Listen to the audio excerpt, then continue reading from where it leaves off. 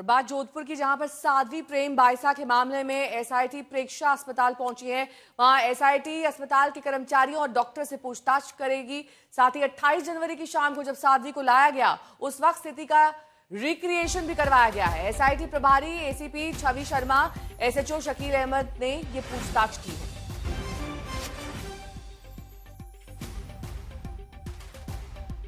पूछताछ में कई अहम बातें सामने आ सकती हैं। डिटेल्स की दरअसल तलाश है एसआईटी को, क्योंकि अभी भी साध्वी के पिता शक के दायरे में हैं। वो अभी भी फोन के पासवर्ड्स नहीं बता रहे हैं।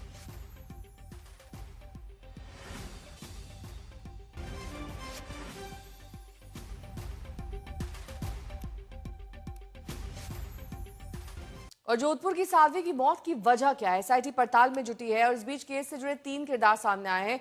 वो कंपाउंडर जिसने इंजेक्शन लगाया, वो राजदार जिसने साध्वी का भोजन बनाया, और साध्वी के खुद पिता वीरम नाथ। इसके अलावा एक चौथा किरदार भी है, साध्वी के मामा।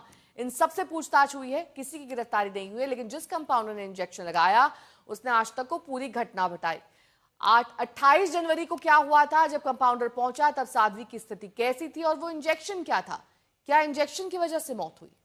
क्या साध्वी प्रेम बाइसा की मौत इंजेक्शन की वजह से हुई? कंपाउंडर ने उस दिन साध्वी बाइसा को कौन सा इंजेक्शन दिया था? क्या कंपाउंडर ने प्रिस्क्रिप्शन से अलग इंजेक्शन लगाया?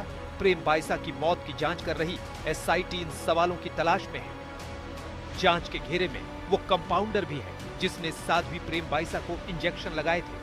कंपाउंडर देवी सिंह राजपुरोहित सवालों के घेरे में है। आज तक ने देवी सिंह से 28 जनवरी की घटना को लेकर कई सवाल किए। हमने कंपाउंडर से उस दिन का पूरा घटनाक्रम पूछा। मैं गया, वहाँ पे उनकी तबीयत सुस्त थी। मैंने नॉर्मली जो उनके पहले एक बार परीक्षण था, इंजेक्शन लगाया था, और वही उन्होंने कहा भी एक बार मेरे को इंजेक्शन लगा दो। देवी सिंह जी क्या कह के आपको बुलाया था? क्या तबीयत क्या कि तबीयत उनकी खराब है, थोड़ा बुखार जुकाम है, ये कह के मेरे को बुलाया था। कॉलोनी में मैं जो भी मेरे को बुलाते हैं सेवा के लिए, मैं चला जाता हूँ। तो मैं वहाँ गया और उनके कहे अनुसार ऑपरेशन में इंजेक्शन लगाया। कौन सा इंजेक्शन लगाया था? इंजेक्शन उनके वो पर्ची में था, वही मैंने उनके लगाया था जो पहले लगाया था।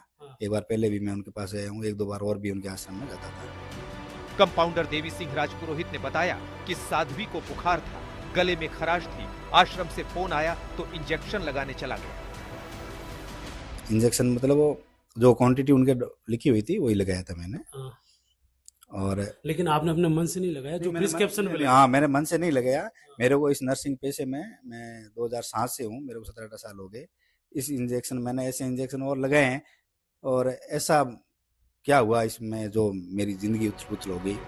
देवी सिंह राजपुरोहित ने कहा कि जो इंजेक्शन पर्चे में लिखा था वही लगाया, न उससे कम न ज्यादा। कंपाउंडर ने साध्वी को 2 इंजेक्शन लगाए, डेक्सोना, डेक्सामेथासोन और डायनापार। डेक्सोना एक स्टेरॉइड है जो सूजन और एलर्जी को कम करता है, जबकि डायनापार एक शक्तिशाली दर्द निवारक इंजेक्शन है जो तेज दर्द, सूजन और जोड़ों की जकड़न को कम करता है। ये दोनों दवाएं अक्सर दर्द और सूजन के तेज इलाज के लिए उपयोग किए जाते हैं, लेकिन इन्हें केवल डॉक्टर की देख रेख में ही दिया जाना चाहिए। मैं वहाँ करीब 4 से 5 मिनट रुका था, ठीक है। उसके दौरान उनको मतलब तबीयत ठीक थी, ऐसा कुछ था नहीं। और मेरे को 20 से 25 मिनट बाद मतलब मेरे घर पहुंचने पर फोन आया कि उनकी तबीयत ज्यादा गड़बड़ हो गई है, हम हॉस्पिटल लेके जा रहे हैं। मैंने कहा आप हॉस्पिटल लेके जाओ। उसके बाद फिर कोई फोन आया वापस उनका कोई कॉल नहीं आया। कंपाउंडर देवी सिंह राजपुरोहित प्रेम बाइसा के आश्रम से भी जुड़ा हुआ है। जोधपुर के सरकारी अस्पताल में तैनाती है। प्रेम बाइसा के साथ साथ उसके पिता वीरमनाथ को भी कई बार इंजेक्शन और दवाएं दे चुका है। देवी सिंह वीरमनाथ का भरोसेमंद है। देवी सिंह का दावा है कि जो इंजेक्शन लगाए गए उससे मौत नहीं होती, लेकिन साध्वी की मौत कैसे हुई ये तो रिपोर्ट से ही साफ होगा। अमूमन वो इंजेक्शन कब लगाया जाता है? इंजेक्शन वही है, सांस की दिक्कत है थोड़ा, उसमें लगाया जाता है। एनेस्थेटिक है, बुखार है, फीवर में, तो उस इंजेक्शन में भाई मेरा 18, 19, 20 साल का अनुभव है। उसे डेथ इतनी सडनली डेथ नहीं होती है। बाकी एक्सपर्ट ने भी यही कहा भी इतना नहीं होती है। फिलहाल ये कंपाउंडर सवालों के घेरे में है। एसआईटी एक बार पूछताछ कर चुकी है। सवालों की एक फहरिस्त भी देवी सिंह को एसआईटी ने दी है, जिसका जवाब देवी सिंह को देना है। अशोक शर्मा, जोधपुर आज तक।